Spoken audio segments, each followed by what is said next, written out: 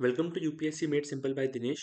और आज है हमारे lecture number 22 mathematical statements and conclusion में। इन सभी लेक्चर्स की पीडीएफ जो है वो हमारे टेलीग्राम चैनल पर अवेलेबल है, जिसका लिंक डिस्क्रिप्शन बॉक्स में दिया हुआ है, उसको आप ज्वाइन कर सकते हैं। देखो, इस पर्टिकुलर टॉपिक की अगर मैं बात करूँ तो रीजनिंग का जो ये टॉपिक है वो कोई इतना वास्ट टॉपिक नहीं है। इसमें मतलब ऐसा कुछ खास ज़्यादा कंसेप्ट नहीं है। ठीक है, एक दो क्वेश्चन आप समझ लोगे तो आपको समझ में आ जाएगा कि ये कहना क्या चाहता है टॉपिक। एक्चुअली क्या था ना, देखो इससे पहले 2023 से पहले अगर मैं बात करूँ यूपीएससी सीसेट के अंदर, तो इससे रेयरली कभी कोई एक आधा क्वेश्चन आ जाता था। लेकिन 2023 में क्या हुआ, इस टॉपिक से 3 क्वेश्चन आए, और वो भी काफ़ी अच्छे लेवल के क्वेश्चन। तो इसका मतलब क्या है कि आगे आने वाले सालों में हम इस टॉपिक से क्वेश्चंस देख सकते हैं। ठीक है। दूसरा बात क्या है कि ये टॉपिक एक मैथमेटिकल एप्टीट्यूड टेस्ट करने के लिए काफ़ी अच्छा टॉपिक है। तो इसलिए भी आपको इस टॉपिक को समझना बहुत इंपॉर्टेंट है। ठीक है, तो चलो शुरू करते हैं पहले क्वेश्चन से। ठीक है, इसमें कुछ ऐसा कॉन्सेप्ट नहीं है, क्वेश्चन से ही सारे कंसेप्ट आपको समझ में आ जाएंगे कि इसका मतलब क्या है।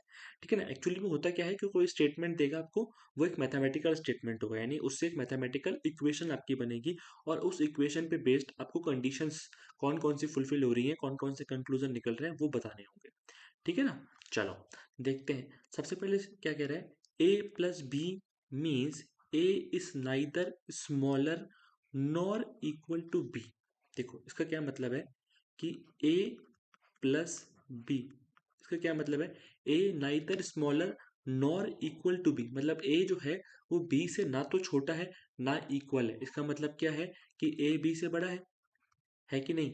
सिंपल सी बात है ना। If A plus B means A is neither smaller nor equal to B, मतलब ना तो छोटा है ना इक्वल है, मतलब ए बी से बड़ा है। और A minus B means A is not greater than B. A minus B, इसका क्या मतलब है, ए बी से ग्रेटर नहीं है, मतलब क्या है, या तो इक्वल हो सकता है या छोटा हो सकता है, यानी A is less than equal B. थोड़ा सा करते हैं, थोड़ा सा खाली स्पेस ढूंढते हैं इसको करने के लिए, यहाँ लिखते हैं इसको एक एक करके। ठीक है, पहला स्टेटमेंट क्या कह रहा था, A is greater than B. A plus B का मतलब है A is greater than B. और सेकेंड स्टेटमेंट कह रहा है A minus B, A minus B का मतलब है A is less than equal B. समझ में आ रहा है ना कैसे हो रहा है ये, है ना। देखो सिंपल है, तीन चीजें होती है, ग्रेटर देन, लेस देन और इक्वल टू। अगर ग्रेटर देन नहीं है इसका मतलब या तो इक्वल है या लेस देन है। ठीक है ना, इस तरीके से। और ए मल्टीप्लाई बी का मतलब क्या है, A is not smaller than B. Not smaller than मतलब ग्रेटर देन इक्वल हो सकता है। तो थर्ड स्टेटमेंट कह रहा है A multiply B, A is not smaller than मतलब या तो ग्रेटर देन होगा या फिर इक्वल होगा। ठीक है। फोर्थ स्टेटमेंट कह रहा है A divide by B equals to A is neither greater nor equal, ना तो ग्रेटर है ना इक्वल है, मतलब ना तो ग्रेटर है ना इक्वल है, मतलब क्या है, स्मॉलर है। तो ए डिवाइड बाय बी क्या हो गया, A is smaller than B. ठीक है। चलो इसके बाद fifth statement, A plus minus B means A is neither smaller not greater than B. अब स्मॉलर भी नहीं है ग्रेटर भी नहीं, इसका मतलब क्या है, इक्वल है, यानी कि ए प्लस माइनस बी का मतलब है A is equals to be. ये आपको पांच कंडीशन दे दी पांच कंडीशन। ठीक है सर, अब देखते हैं कंक्लूजन क्या दे रहा है ये। अब सॉरी, पहले स्टेटमेंट क्या दे रहा है, स्टेटमेंट दे रहा है P multiply Q comma P minus T. अब पी मल्टीप्लाई क्यू लिखा है तो मल्टीप्लाई वाला देखो, पी मल्टीप्लाई क्यू को लिखो, पी मल्टीप्लाई क्यू का क्या मतलब है, P is greater than equal Q. ठीक है, एक चीज तो मुझे ये मिल गई। फिर कह रहा है पी माइनस टी, तो माइनस वाला कौन सा है, ये मतलब P is less than equal T. ठीक है। फिर है T divide by R, divide वाले में क्या है, यानी कि T is less than R. ठीक है। फिर क्या है, आर प्लस माइनस एस, यानी कि आर क्या है, इजिकल्स टू है एस। समझ में आ गया। ये आपको सिर्फ ए और बी की फॉर्म में दिया था, और उसके बाद आपको P Q R S T की फॉर्म में स्टेटमेंट दे दिया, और उस स्टेटमेंट से मैंने आपको ये चार स्टेटमेंट से चार मैंने मैथमेटिकल कंडीशन बना ली। अब इसमें से आपको ये बताना है कौन कौन सा कंक्लूजन फॉलो हो रहा है। अगर ये चार चीजें हैं, ठीक है ना, ये चार चीजें हैं, तो अब इसमें से दोनों फुलफिल हो रहे हैं या नहीं हो रहे हैं। तो पहली चीज इसने पूछी है q प्लस माइनस टी, मतलब क्या, q is equals to T. चलो अब q और t पे ध्यान दो। देखो q यहाँ पर है, q क्या है, p is greater than equal q। ठीक है, q मतलब क्या है, p से छोटा है या उससे बराबर है। ठीक है सर। और अगर मैं देखूं तो P, क्या Q और T कहीं से इक्वल आ रहा है क्या मेरे पास? नहीं सर, Q और T, अब देखो क्या है, Q और P में रिलेशन मिल गया आपको, ठीक है मिल गया। Q और P में मिल गया, मुझे Q और T में चाहिए, और ये मेरा P और T के अंदर रिलेशन है। ठीक है, तो इसका मतलब क्या हुआ, ये कुछ ऐसे हुआ या नहीं हुआ? हुआ ना ऐसा। क्यों? क्योंकि P जो है वो Q से बड़ा है और T P से बड़ा है या इक्वल है। तो इस स्टेटमेंट से Q और T इक्वल है? जी नहीं, इस स्टेटमेंट से Q और T इक्वल नहीं आए। क्यों? क्योंकि इसमें ग्रेटर देन वाली कंडीशन भी है, तो यानी कि पहला स्टेटमेंट तो आपका हो गया गलत। ठीक है, पहला कंक्लूजन फॉलो नहीं हो रहा। क्या S प्लस क्यू है? प्लस का मतलब क्या है? ग्रेटर देन, यानी कि आपको सेकंड चीज पूछ रहा है, क्या S is greater then Q है क्या? ये टेस्ट करो। चलो देखते हैं S और Q में रिलेशन कहाँ से आ सकता है। देखो S और R इक्वल है, ठीक है, S और R इक्वल है, T और R में रिलेशन है, T और P में रिलेशन है, P और Q में रिलेशन है। ठीक है सर, अभी देख लेते हैं। तो R is greater then T, ठीक है, और इज इक्वल्स टू S। ठीक है, इसके बाद क्या है, इसके बाद T is greater than equal P, ठीक है, and P is greater than equal Q। यही है, यहाँ से देखो मैंने ये लिया इक्वल वाली कंडीशन, R बड़ा है T से, ये ले लिया, T बड़ा है इक्वल है P से, और P बड़ा है इक्वल है Q से। तो इससे क्या S is greater then Q आया या नहीं आया? जी बिल्कुल आ गया सर। देखो सारी ग्रेटर देन की कंडीशन है, ठीक है, Q से बड़ा P है, P से बड़ा T है, T से बड़ा R है, और R और S आपस में इक्वल है। इसका मतलब क्या है, S is greater then Q, ये कंडीशन सही है। सेकंड कंक्लूजन आपका फॉलो हो रहा है। तो सिंपल सी बात क्या है इसके अंदर, कि थोड़ा सा टाइम लगता है क्वेश्चन को सॉल्व करने में, क्योंकि पहले आपको ये 5 स्टेटमेंट के अकॉर्डिंग ये 5 कंडीशन बनानी पड़ेगी। फिर इस कंडीशन के अकॉर्डिंग जो स्टेटमेंट आपको दिए हुए हैं क्वेश्चन वाले, उस क्वेश्चन वाले स्टेटमेंट से आपको ये स्टेटमेंट बनानी पड़ेगी, फिर कंक्लूजन चेक करना पड़ेगा। बाकी क्वेश्चन करने में कुछ भी नहीं है, greater than, less than, equal than आपको देखना आता है, ठीक है, और नहीं आता तो उसकी प्रैक्टिस कर लीजिएगा कि किस तरीके से 2 या 3 या 4 स्टेटमेंट से हम एक चीज को ढूंढते हैं। ठीक है ना, तो जैसे करते क्या है एक्चुअली में, हम कॉमन पार्ट देखते हैं। जैसे मान लो मुझे इस ये 4 मेरे पास कंडीशन थी, अब इन 4 कंडीशन में से मुझे Q और S में रिलेशन लेना है ना, तो पहले मैं देखूं कि S का रिलेशन किससे, R से, अच्छा R का रिलेशन T से, T का रिलेशन P से, और P का Q से। तो इन सब में कोई एक ऐसे स्टेटमेंट बन सकती है क्या? बन जाएगी, तो S और Q में रिलेशन मुझे मिल जाएगा। ठीक है, आई होप समझ में आ गया होगा, नहीं आया है तो फिर से वीडियो को रिपीट कर लेना, है ना। देखो, consider the following statement in respect of 5 candidates PQRST। ठीक है ना, देखो क्या कह रहा है, अब ये कह रहा है कि 5 कैंडिडेट है PQRS और T। इसके बारे में आपको जो स्टेटमेंट दी है ना, इसमें से 2 स्टेटमेंट तो ट्रू है, ठीक है, और एक स्टेटमेंट फॉल्स है। देखो ये एक नया टाइप ऑफ क्वेश्चन है, इसको ढंग से समझना, आगे भी ऐसे क्वेश्चन आ सकते हैं। जब भी ऐसा कोई बोले ना कि सर मैं आपको कुछ स्टेटमेंट दे रहा हूँ, इसमें से कुछ ट्रू है कुछ फॉल्स है, तो करना क्या है आपको, कि जो ट्रू वाली है उसकी आप कंडीशन बना लोगे, लेकिन जो फॉल्स वाली स्टेटमेंट है ना, फॉल्स वाली स्टेटमेंट से आपको उस स्टेटमेंट का क्या पार्ट ट्रू होगा वो निकालना है। अब मैं क्या कह रहा हूँ वो समझो, ठीक है। One statement is true and two is false, ठीक है। अब ओके, यहाँ पे ट्रू स्टेटमेंट लिखा हुआ आएगा, यहाँ पे लिखा हुआ नहीं आया, ठीक है। ओके, पहली ट्रू स्टेटमेंट जो है वो है one of P and Q was selected for the job. क्या मतलब है कि P या फिर Q, इन दोनों में से कोई एक जना सिलेक्ट हुआ है। सिलेक्ट को मैंने टिक मार दिया, और कोई भी एक जना, ठीक है, कोई भी एक जना इन दोनों में से सिलेक्ट हुआ है, ठीक है। अब ये तो ट्रू स्टेटमेंट है तो मैंने बना दिया, बस बात खत्म। अब फॉल्स स्टेटमेंट से समझना, फॉल्स स्टेटमेंट क्या कह रहा है कि at least one of R and S was selected for the job. अब ये स्टेटमेंट फॉल्स है कि आर या एस में से कम एक जने को जॉब मिली है। अगर मैं ये चीज कह रहा हूँ कि ये चीज फॉल्स है कि आर या एस में से कम एक को जॉब मिली है, तो ट्रू स्टेटमेंट क्या हुई, इसका मतलब क्या हुआ कि आर और एस दोनों को जॉब नहीं मिली। इस फॉल्स स्टेटमेंट से ट्रू स्टेटमेंट बनानी है हमें, क्योंकि एक्चुअल में जो कंडीशंस बनेंगी वो तो ट्रू स्टेटमेंट के अकॉर्डिंग बनेगी ना। तो आपको करना क्या है, जो फॉल्स स्टेटमेंट दी हुई है उसका जस्ट उल्टा लेना है। जब कह रहा है कि आर या एस में से कोई एक को जॉब मिली, इसका मतलब क्या है कि दोनों को ही जॉब नहीं मिली, ये ट्रू स्टेटमेंट है। तो आर कॉमा एस, इन दोनों को जॉब नहीं मिली, ठीक है। थर्ड स्टेटमेंट, ये ट्रू स्टेटमेंट है तो आपको सिंपल बनाना है। एट मोस्ट यानी maximum 2 of RST were selected for the job, यानी कि R, S और T इन तीनों में से कोई 2 लोगों को ही जॉब मिली। अब मुझे एक सिंपल सी बात बताओ कि सेकंड स्टेटमेंट देखो कि R और S को जॉब नहीं मिली, तो इसका मतलब क्या कि R और S को तो जॉब नहीं मिली और इसमें से at most 2 of RST were selected for the job, इसका मतलब क्या है कि T को तो जॉब मिली ही मिली है। ठीक है, अधिक से अधिक 2 तो कम से कम तो एक को भी मिल सकती है ना, 0 को भी मिल सकती है। ठीक है, तो यानी कि टी ऐसा है कि इसको जॉब मिल सकती है, फिर मैं कह रहा हूँ जॉब मिल सकती है, पॉसिबल है, जरूरी नहीं है मिले, क्योंकि यहाँ पे लिखा है अधिक से अधिक यानी मैक्सिमम 2 लोगों को मिलेगी आर एस टी में से, और आपको ये पता है कि आर और एस को नहीं मिलेगी तो टी को मिल सकती है पर श्योर नहीं है। चलो देखते हैं स्टेटमेंट क्या कह रहे हैं। At least 4 were selected for the job. देखो 5 कैंडिडेट थे P Q R S T, क्या इसमें से 4 लोगों को कम से कम जॉब मिल रही है क्या? पी और क्यू में से किसी एक को मिल रही है, आर और एस को मिलने रही और टी को मिल सकती है, तो क्या हुआ मैक्सिमम 2 लोगों को ही तो मिल सकती है, मैक्सिमम 2 लोगों को ही तो जॉब मिल सकती है ना, क्योंकि पी और क्यू में से किसी एक को मिलेगी, आर और एस को मिल नहीं रही, और आर एस टी वाली मैंने देख ली कि टी को मिल सकती है सर, तो इसका मतलब क्या है कि सिर्फ 2 ही लोग ऐसे हैं जिनको जॉब मिल सकती है, तो एटलीस्ट 4 कैंडिडेट तो गलत हो जाएगा।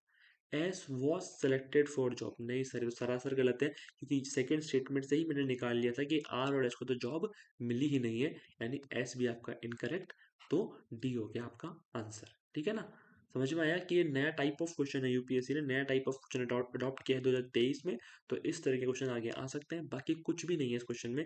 ट्रू स्टेटमेंट से ट्रू कंडीशन बना दो, फॉल्स दिया हुआ है तो उसकी जस्ट उल्टी यानी उससे आप ट्रू स्टेटमेंट निकाल के कंडीशन बना दो और उसके बाद टेस्ट कर लो। ठीक है, चलो थर्ड क्वेश्चन पे आते हैं। Let P Q R S T be 5 statements such that, 5 statement कुछ इस टाइप के हैं P Q R S T. If P is true then both Q and S are true. क्या कह रहे हैं, अगर पी करेक्ट है ना तो इसका मतलब है कि क्यू और एस ये दोनों भी क्या होंगे, करेक्ट होंगे। देखो यहाँ क्या लिखा है, एंड लिखा है, और नहीं लिखा, अगर और लिखा होता तो क्यू या एस दोनों में से कोई एक स्टेटमेंट करेक्ट होता। ठीक है, पी करेक्ट है तो क्यू या एस, क्यू और एस दोनों करेक्ट है, पहली चीज तो ये मिल गई मुझे। If R and S are true यानी दोनों आर और एस जब ट्रू है तो टी फॉल्स हो जाएगा, यानी कि जब आर कॉमा एस ये दोनों स्टेटमेंट करेक्ट होंगे ना तब क्या हो जाएगा, टी आपका फॉल्स हो जाएगा। समझ में आ गई बात, ये दो चीजें मुझे दी हुई हैं, क्या दी हुई हैं, अगर पी करेक्ट है तो क्यू और एस दोनों करेक्ट है, और अगर आर और एस दोनों करेक्ट हैं तो आपके टी इनकरेक्ट है, टी फॉल्स है। चलो इससे देखते हैं क्या कंक्लूजन निकल रहा है। If T is true then at least one of P and R must be false. देखो मुझे स्टेटमेंट के अंदर क्या दिया हुआ था, मुझे स्टेटमेंट के अंदर टी जो है वो फॉल्स दिया हुआ था, और टी फॉल्स कब होगा, जब आर करेक्ट होगा और एस करेक्ट होगा। अगर मैं आपको बोल दूं कि नहीं सर टी तो मेरा करेक्ट है, इसका मतलब क्या है, अगर टी करेक्ट है तो इसका मतलब ये है कि आर या एस इन दोनों में से कोई एक तो पक्का इनकरेक्ट है कि नहीं, क्योंकि अगर ये दोनों करेक्ट होते तो टी तो मेरा फॉल्स हो जाता ना, लेकिन टी तो मेरा करेक्ट बता रहा है क्वेश्चन में। जब टी करेक्ट है तो उसका मतलब है कि आर या एस इन दोनों में से कोई एक इनकरेक्ट है। अब मुझे एक बात बताओ, ये ऐसे कह रहा है क्वेश्चन में आर और एस नहीं पूछा है, लेकिन क्वेश्चन में पूछा है आर और टी। चलो आर तो मुझे मिल गया, अब जरा एस और पी में देखना, एस और पी में इसका मतलब क्या है कि जब एस इनकरेक्ट है, अगर एस इनकरेक्ट है तो यहाँ पर कंडीशन से क्या हो जाएगा, पी भी क्या हो जाएगा आपका इनकरेक्ट हो जाएगा। इसका मतलब क्या हुआ कि ये स्टेटमेंट सही है, क्यों, क्योंकि पी और एस तो सेम है, पी सही तो एस सही, एस गलत तो पी गलत। ठीक है, इसलिए क्या हो जाएगा, ये चीज़ फुलफिल हो जाएगी कि हाँ सर अगर टी ट्रू है तो इसका मतलब है कि इन दोनों में से कम एक तो फॉल्स है, दोनों भी फॉल्स हो सकते हैं, लेकिन यहाँ पे इसने एटलीस्ट वन पूछा है। ठीक है, तो एटलीस्ट वन, हाँ क्योंकि दोनों के करेक्ट होने पर टी फॉल्स होता है और टी करेक्ट है, इसमें दोनों में से एक तो गलत है। ठीक है, अब आगे चलते हैं। If Q is true then P is true. अब देखो ये सबसे सबसे ज्यादा डिबेटेबल, अगर मैं बोलूँ तो डिबेटेबल क्वेश्चन में से एक है यूपीएससी 2022 का, क्योंकि यहाँ पे कुछ क्लियरिटी नहीं हो रही है। ठीक है ना, देखो क्या है, यहाँ पर दिया है पी अगर करेक्ट है तो क्यू भी करेक्ट है और एस भी करेक्ट है, पर इसने पूछा है उल्टा कि अगर Q करेक्ट है तो क्या P करेक्ट होगा। अब देखो यहाँ पे क्या है ना कि मानने वाली बात है, इसमें कोई क्लैरिटी नहीं है मैथमेटिकल एप्टीट्यूड के अंदर, और सॉरी एप्टीट्यूड कह रहा हूँ मैथ्स के अंदर, कि इस चीज़ में क्लैरिटी नहीं है कि अगर कोई स्टेटमेंट में अगर आपको P करेक्ट दिया हुआ है, ठीक है ना, और उसके बेस पर अगर Q भी करेक्ट है, तो इसका मतलब 100% तो ये नहीं हो सकता ना कि अगर Q करेक्ट होगा तो P भी करेक्ट होगा। इसको ऐसे समझो कि मान लो दो लोग हैं A और B, ठीक है ना, तो B कहता है A से कि भाई जब तू खाना खाएगा ना तभी मैं खाना खाऊंगा, ठीक है, नहीं तो मैं खाना नहीं खाऊंगा। यानी कि Q कहता है P से कि सर जब आप ट्रू होगे ना तभी मैं ट्रू होऊंगा, नहीं तो नहीं होऊंगा।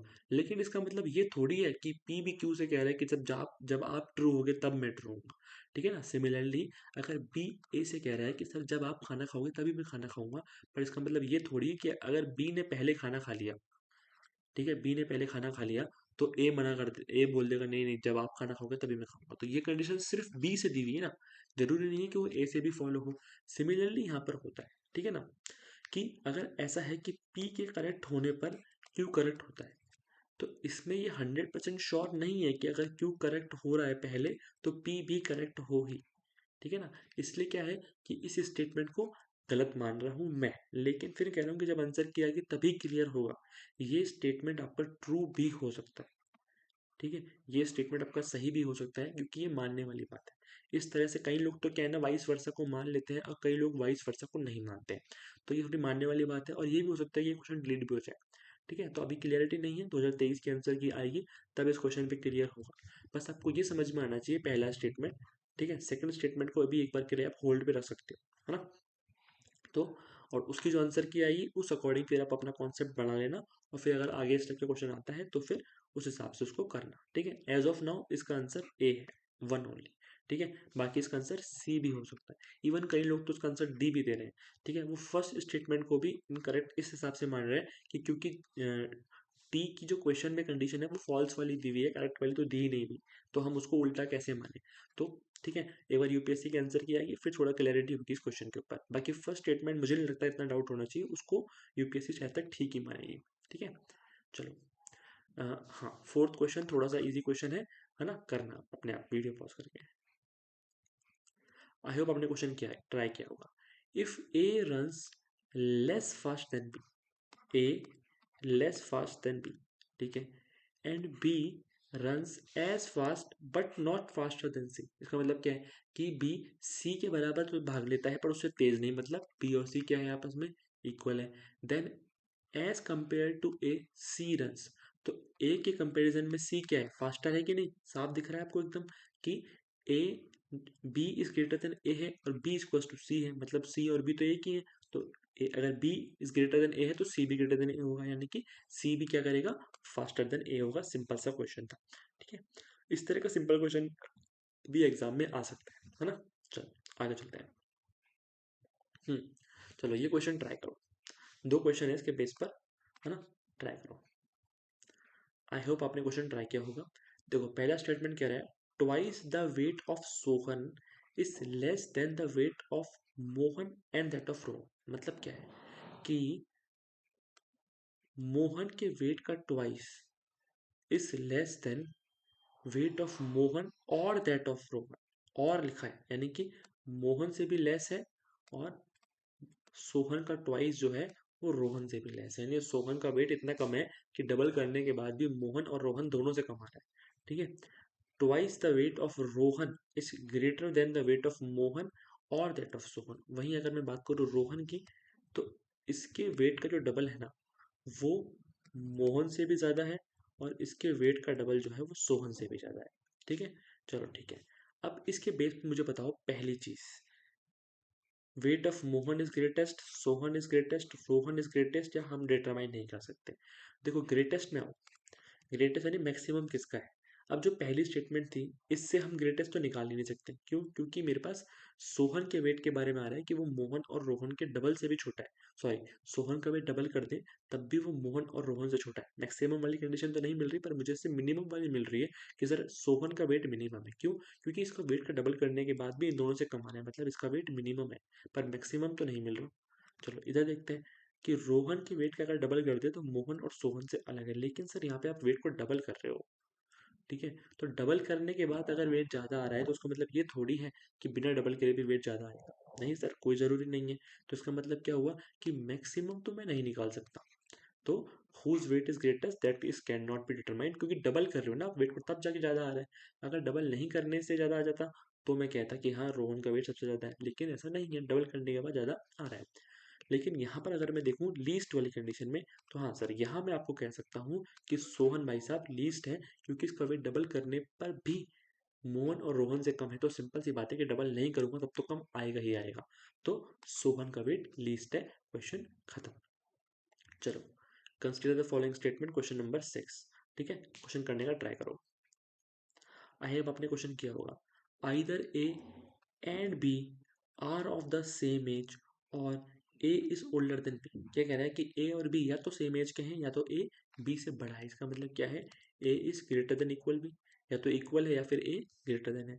सेम चीज आइदर सी और D are of same age और D is older than C, तो D is greater than equal C, B is older than C. ये चीज क्लियर है कि B is greater than C है, ठीक है। तो अगर मैं देखूं which of the following conclusion can be drawn from the above statement, a is older than b, ये मिल जाएगा क्या मुझे? तो सर कोई ज़रूरी नहीं है, वो इक्वल भी हो सकता है।